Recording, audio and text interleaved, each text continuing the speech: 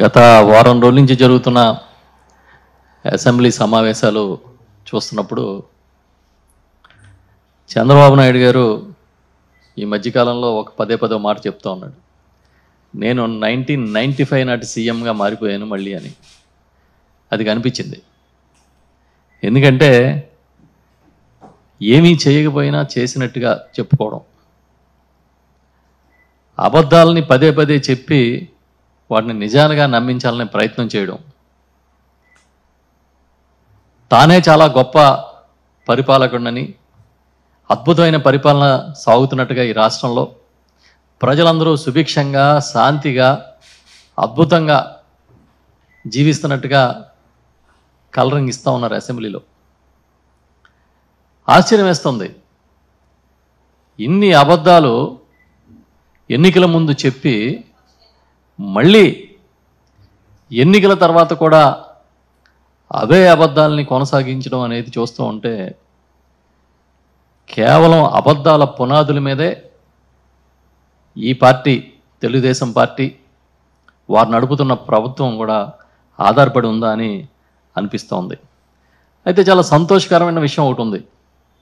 ఎన్నికల ముందు పదే చాలా అబద్ధాలు చెప్పి ప్రతి విషయంలోనూ జరగని దాన్ని జరిగినట్టుగా చూపించి లబ్ధి పొందాలని చెప్పి ఆ రోజు చంద్రబాబు నాయుడు కానీ, ఆయన మద్దతు ఇచ్చిన పార్టీలు జనసేన కానీ బీజేపీ కానీ ప్రయత్నం చేశాయి. ఆ క్రమంలో చూసుకుంటే ఇప్పుడు కొన్ని నిజాలు నిగ్గు తేలిపోయినాయి. చంద్రబాబు నాయుడు గారు పచ్చి అబద్ధాలని ప్రచారం చేశాడు ఎన్నికల ముందు అనేది చాలా కేటగారికల్గా అసెంబ్లీ సాక్షిగా బయటపడింది. అందులో కొన్ని చూసుకుంటే ఇవాళ రాష్ట్రానికి ఉన్న అప్పులు 14 లక్షల కోట్లు, రాష్ట్రం శ్రీలంక అయిపోయిందని చెప్పి మాట్లాడి పెద్ద ఎత్తున ప్రచారం చేశారు. కానీ అసెంబ్లీలో 6,46,000 కోట్ల అప్పులు మాత్రమే ఉన్నాయని తేల్చి బడ్జెట్ ప్రవేశపెట్టడంతో దాంట్లో ఇదంతా కూడా ప్రస్పష్టంగా బయటపడింది. దీన్ని బట్టి అర్థమైంది ఏంటంటే ఉన్నదాన్ని లేనట్టుగా, లేనిదాన్ని ఉన్నట్టుగా చూపించడంలో ఇంకా ఆయన మించిన సిద్ధహస్తుడు లేడనేది అర్థమైంది. ఒక పక్క 14 లక్షల కోట్ల అప్పులని చెప్పి విపరీతంగా ప్రచారం చేసి ఏదో మొత్తం ఈ రాష్ట్రం దివాళా తీస్తుందన్నట్టుగా మాట్లాడి అధికారంలోకి వచ్చిన 5 నెలల కాలంలో 50,000 కోట్ల రూపాయలు అప్పు చేసిన ఘనత చంద్రబాబు నాయుడు గారికి మాత్రమే దక్కుతుంది. ఇంకా ఎన్నికల ముందు ఒక పెద్ద అబద్ధాన్ని ప్రచారం చేశారు. చంద్రబాబు నాయుడు గారు కానీ, పవన్ కళ్యాణ్ గారు కానీ భయంకరంగా ప్రచారం చేశారు. పవన్ కళ్యాణ్ గారు అయితే ఎక్కడికి వెళ్ళినా చాలా ఆవేశంతో 30,000 మంది అమ్మాయిలు మిస్ అయిపోయారు ఈ రాష్ట్రంలో, నాకు కేంద్ర నిఘా వర్గాలు చెప్తున్నాయి, ఈ అమ్మాయిలందరూ మిస్ అయిపోవడంతో ఈ మిస్ అయిపోయిన వ్యవహారంలో వాలంటీర్లు కూడా సమాచారం అందించడం వల్ల ఇదంతా జరుగుతుందని పెద్ద ఎత్తున మాట్లాడుతూ ఉండేవాడు ఆయన. ఆయనతో పాటు చంద్రబాబు నాయుడు గారు, లోకేష్ గారు, మొత్తం అందరూ కూడా అమ్మాయిలు 30,000 మంది మిస్ అయిపోయారని ఇక్కడ ఏదో ఈ రాష్ట్రంలో ఒక అరాచకం ప్రబలబోతున్నట్టుగా ప్రచారం చేశారు.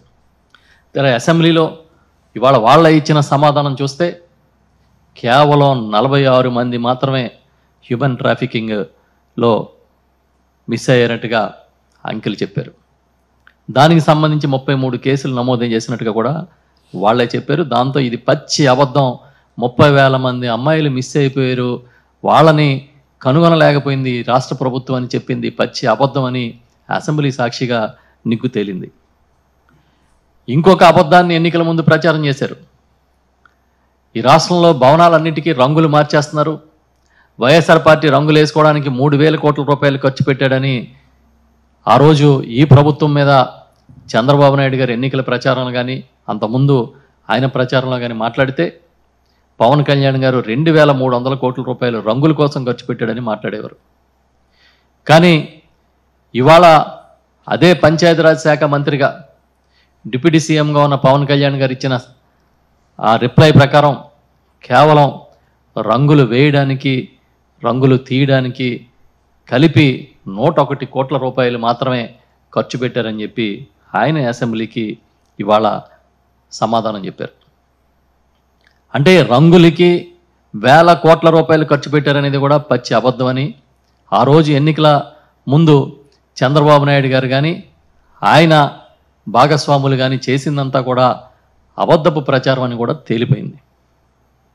ఇంకా ఋషికొండ, విశాఖపట్నం ఋషికొండలో ప్రభుత్వ భవనాల నిర్మాణం చేస్తూ ఉంటే ఒక ఐకానిక్ భవనాలు లాంటివి ఉండాలి అనే ఉద్దేశంతో టూరిజం డిపార్ట్మెంట్ ద్వారా నిర్మాణం చేస్తే అవేదో జగన్మోహన్ రెడ్డి గారు సొంతానికి నిర్మాణం చేసుకున్నట్టుగా ప్రచారం చేశారు. ఏదో ప్యాలెస్లు నిర్మాణం చేసుకుంటున్నారని పచ్చి అబద్ధాలని వండి వార్చారు. దీనికి అనుమతులు లేవని, ఎలాంటి అనుమతులు రాలేదని, అయినా సరే అడ్డగోలుగా నిర్మాణాలు చేశారని, పర్యావరణ అనుమతులు లేవని, నేషనల్ గ్రీన్ ట్రిబ్యునల్ అడ్డుకుందని రకరకాలుగా వాళ్ళ అబద్ధాలు చెప్పడం, కొన్ని పత్రికలు రాయడం. ఫైనల్గా అసెంబ్లీలో ఇప్పుడు ఒక ప్రశ్నకి సమాధానం చెబుతూ ఋషికొండలో నిర్మాణం చేసిన భవనాలకి అనుమతులు అన్నీ ఉన్నాయని చెప్పి సంబంధిత మంత్రి గారే స్వయంగా ప్రకటించారు అసెంబ్లీలో. సో ఇది కూడా పచ్చి అబద్ధమని అర్థమైపోయింది. ఇంకా వాలంటీర్ల విషయం, వాలంటీర్ అనేది ఒక గొప్ప వ్యవస్థని ఈ రాష్ట్రంలో గౌరవ ముఖ్యమంత్రిగా జగన్మోహన్ రెడ్డి గారు సృష్టిస్తే సుమారు 2,65,000 మంది వాలంటీర్లు నియమించి ప్రజల దగ్గరికి, ప్రజల ముంగిటికి సేవలు అందించాలనే ఉద్దేశంతో ఈ వ్యవస్థను నిర్మాణం చేస్తే దాన్ని భ్రష్టు పట్టించేటట్టుగా మాట్లాడుతూ ఉండేవారు. ఎన్నికల ముందు వాళ్ళని కూడా మభ్యపెట్టడానికి, అప్పటి వరకు తిట్టినా కూడా వాళ్ళ నుంచి కూడా లబ్ధి పొందాలనే ఉద్దేశంతో చంద్రబాబు నాయుడు గారు వాళ్ళ అధికారంలో వస్తే 10,000 రూపాయలు వాళ్ళకి గౌరవ వేతనం ఇస్తానని చెప్పి ప్రకటించిన మాట నిజం. ఈ రోజున ఏం చేశారు? 10,000 రూపాయలు ఇస్తానన్నవాడు 10 మందిని కూడా ఉద్యోగాల్లో ఉంచకుండా మొత్తం పీకేసి కొత్త కథ చెప్తూ ఉన్నారు. ఎంత దుర్మార్గమైన కథలు చెప్తున్నారంటే వింటే ఆశ్చర్యం కలుగుతుంది. అసలు వాలంటీర్ వ్యవస్థ ఆగస్టు 2023 నుంచి ఈ రాష్ట్రంలో లేదని చెప్తున్నారు. ప్రభుత్వం దాన్ని ఎక్స్టెండ్ చేస్తూ ఆదేశాలు ఇవ్వలేదు కనుక లేని వ్యవస్థను ఎలా కొనసాగిస్తామని అడుగుతున్నారు. ఇంత నిస్సిగ్గుగా మాట్లాడడానికి మీకేం అనిపించట్లేదా అని నేను ఆ ప్రభుత్వాన్ని కోరుతున్నా, అడుగుతా ఉన్నాను. మీకేం అనిపించట్లేదా? ఈ ప్రభుత్వం వచ్చే వరకు వాలంటీర్లు గ్రామాల్లో సేవలు అందించిన విషయం నిజమా కదా? వాళ్ళకి ప్రభుత్వ హెడ్స్ నుంచి, ఫైనాన్స్ డిపార్ట్మెంట్ నుంచి జీతాలు ఇచ్చిన మాట, వేతనాలు ఇచ్చిన మాట నిజమా కాదా? ఇవాళ వచ్చి అసలు ఆ వ్యవస్థే లేదని మాట్లాడుతూ ఉన్నారు. మరి వ్యవస్థ లేదని మాట్లాడుతున్న వాళ్ళు ఇప్పుడు జరుగుతున్న అసెంబ్లీ సమావేశాల కన్నా ముందు సమావేశాల్లో ఆ రోజు ఏం చెప్పారు? వాలంటీర్ వ్యవస్థని మేము కొనసాగిస్తామని చెప్పారు. ఎలా కొనసాగించాలో ఆలోచిస్తున్నామని చెప్పారు. వెంటనే మరి ఏం ఆలోచన చేశారో కానీ మొత్తానికి వీళ్ళందరినీ తీసేస్తున్నామని చెప్పడానికి మాత్రం ఏమాత్రం సిగ్గు లేకుండా మాట్లాడుతూ వచ్చారు. నేను అడుగుతున్నా, ఓకే 2023 ఆగస్టుకే ఎక్స్టెన్షన్ ఇవ్వకపోతే జీతాలు ఎలా ఇచ్చారు?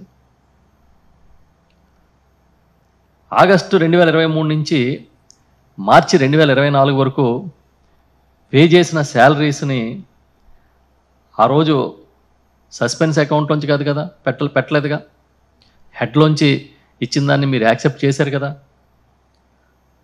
కాగేమీ దీనికి అబ్జెక్షన్ పెట్టలేదుగా. మే 2024 వరకు రివైజ్డ్ ఎస్టిమేట్స్లో కూడా ఇవన్నీ చూపించారు కదా. మరి దీన్ని ఏమంటారు? అసలు ఇంకా చిత్రం ఏంటంటే పంచాయతీరాజు మున్సిపల్ డిపార్ట్మెంట్లో డిమాండ్స్ ఫర్ గ్రాంట్స్లో కూడా చూపించారు దీన్ని, వీళ్ళకి జీతాలు ఇవ్వడాన్ని. ఇప్పుడు అసలు ఆ వ్యవస్థే లేదంటున్నారు. అసలు లేని వ్యవస్థ లేకపోతే లేని వ్యవస్థని డిమాండ్స్ ఫర్ గ్రాంట్స్లో ఎలా చూపించారని అడుగుతున్నాం. హెడ్స్ క్లియర్గా ఉన్నాయి, ఏ అకౌంట్ హెడ్ నుంచి జీతాలు రిలీజ్ చేశారనేది కళ్ళ ముందు కనిపిస్తుంది. మరి నిజంగా వ్యవస్థ లేకపోతే అసలు అకౌంట్లోకి ఎందుకు చూపించారని అడుగుతున్నాను నేను. ఇది కాకుండా ఒక జీవో ఇచ్చారు, మీకు గుర్తుంటే ఈ మధ్యకాలంలో వాలంటీర్లకి న్యూస్ పేపర్ కొనుక్కోవడానికి 200 రూపాయలు ఇస్తా ఉన్నారు, దాన్ని రద్దు చేస్తున్నామని చెప్పి ఒక జీవో ఇచ్చారు. మరి వ్యవస్థ లేనప్పుడు వాళ్ళకి ఇచ్చే 200 రద్దు చేయడం ఏంటి? అడుగడుగున మోసం. అన్ని వర్గాల్లో లాగానే వాలంటీర్లను కూడా అడ్డగోలుగా మోసం చేశారనేది పచ్చి నిజం అని ఈ అసెంబ్లీ సాక్షిగా తేలిపోయింది. చాలామంది పాపం వాలంటీర్లు పార్టీలకు అతీతంగా పనిచేశారు. ఏదో జగన్మోహన్ రెడ్డి గారు వచ్చిన తర్వాత మమ్మల్ని నియమించారు కాబట్టి అని వైఎస్ఆర్ పార్టీకి ఏమీ అనుకూలంగా అనుబంధంగా ఏం పనిచేయలేదు వాళ్ళు. చాలామంది వాలంటీర్లు వేరే పార్టీల నాయకుల పిల్లలు కూడా ఉన్నారు ఆ రోజు నియమించిన వాళ్ళు. ఇప్పుడు మొత్తం వీళ్ళంతా వైఎస్ఆర్ పార్టీ సానుభూతి పరులు అన్నట్టుగా ఒకే ఒక స్ట్రోక్తో తేల్చి చెప్పేశారు, మేము వాలంటీర్లని కొనసాగించట్లేదు, మోసం చేస్తున్నామని చెప్పి తేల్చి చెప్పేశారు. ఇంక ఇదే కాదు, అసలు ఇసుక గురించి వీళ్ళ చేసినంత రాద్ధాంతం ఎవడు చేయలేడు.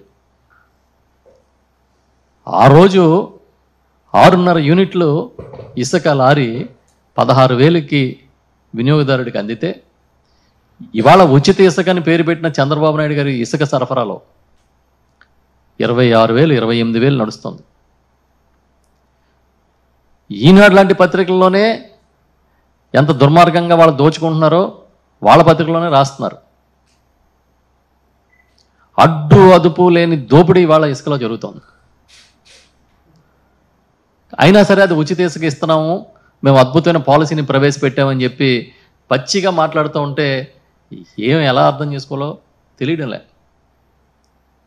ఆహా ఓహో అని కీర్తించుకుంటా ఉన్నారు, ఈ పెద్ద పాలసీ, గొప్ప పాలసీ తీసుకొచ్చామని. వాళ్ళ గ్రామాల్లోకి వెళ్ళి అడిగితే తెలుస్తుంది భవన నిర్మాణ కార్మికులు పడుతున్న ఇబ్బందులు ఏంటో, నిర్మాణాలు ఎలాగ ఆగిపోయినాయో, కన్స్ట్రక్షన్ కాస్ట్ ఏ విధంగా పెరిగిపోయిందో తెలుస్తుంది. దీంతోపాటు ఇంకా లిక్కర్ అయితే చెప్పక్కర్లే. ఒక్కొక్క ఊర్లో కనీసం 7-8 బెల్ట్ షాపులు నడుస్తున్నాయి ఇవాళ మినిమం. బహిరంగంగా వేలం పాటలు పెట్టుకుంటున్నారు. బహిరంగంగా ఎవరు లిక్కర్ షాపులు నడపాలనేది అక్కడున్న పార్టీ నాయకులే నిర్ణయిస్తున్నారు. ఇంకా కొన్ని ప్రాంతాల్లో అయితే ఒక అడుగు ముందుకేసి షాపులు రెగ్యులర్ షాపులాగా డిస్ప్లే చేసి లిక్కర్ అమ్ముతున్నారు. ధరలు తగ్గిస్తామన్నారు, ఎక్కడ ఒక్క బ్రాండ్ ధర తగ్గలే. తీసుకొచ్చిన కొత్త బ్రాండ్లన్నీ ఇతర రాష్ట్రాలతో పోలిస్తే అధిక ధరలకి ఇక్కడ అమ్ముతున్నారు. ఇంకా లిక్కర్ షాపులు తెరిచే వేళలో మూసే వేళని ఏం లేదు, 24 గంటలు అందుబాటులో ఉండే పరిస్థితి ఇవాళ రాష్ట్రంలో కనబడుతుంది. అట్రా ఫ్లాప్ అయిపోయింది వాళ్ళ హామీ అనేది. ఇవాళ ఎవరైతే పాపం ఆ మద్యం ప్రియులు ఉంటారో వాళ్ళకి అర్థమైంది. ఇటు లిక్కరు, ఇటు శాండ్, మొత్తం